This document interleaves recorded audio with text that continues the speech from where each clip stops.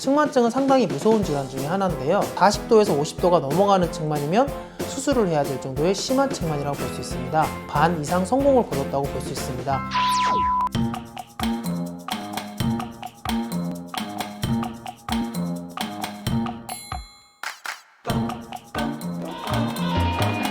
측만증에 대해서 질문해 주셨는데요. 척추 측만증은 청소년기에 많이 발생하는 질환 중에 하나입니다.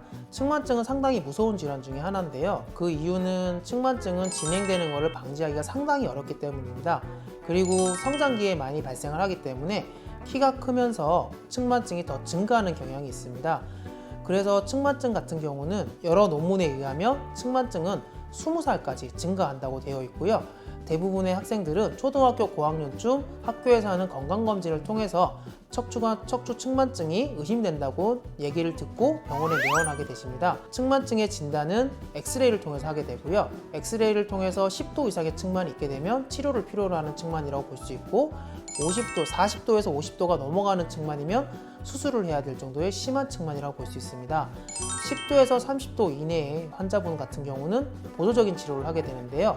지금 질문자분처럼 20도가 넘어가는 측만 같은 경우는 보조기를 이용해서 이제 치료를 하게 됩니다. 측만증의 치료 방법은 이제 두 가지로 볼 수 있는데요. 첫 번째는 측만증이 교정을 해주는 것, 두 번째는 측만증 주변의 근육을 강화시켜주는 것이 있습니다.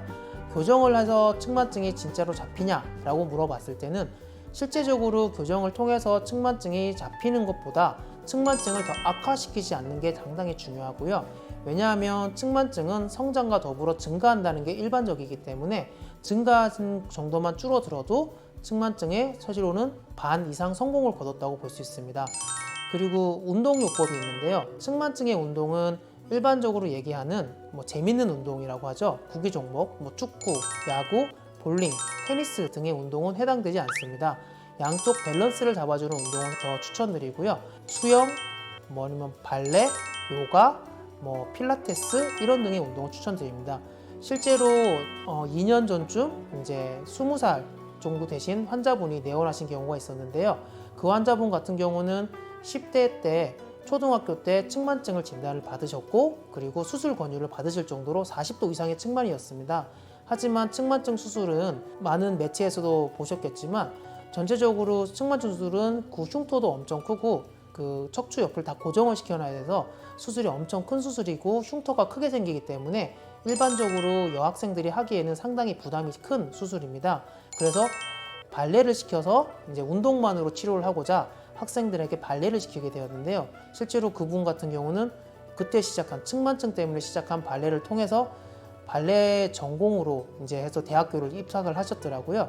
그런 경우도 있을 정도로 그 측만증의 운동은 상당히 중요합니다.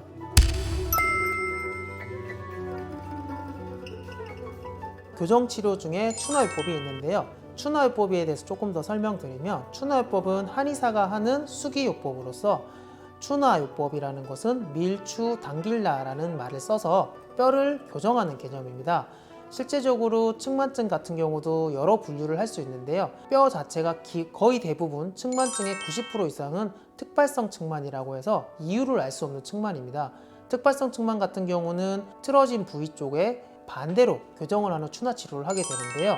이러한 추나 기법을 10회에서 20회 이상 반복하게 된다면 틀어진 추나 척추가 조금씩 바로 잡히는 결과를 볼 수가 있습니다. 그래서 추나요법을 통해서 교정을 하는 경우도 요즘은 상당히 많이 늘고 있습니다.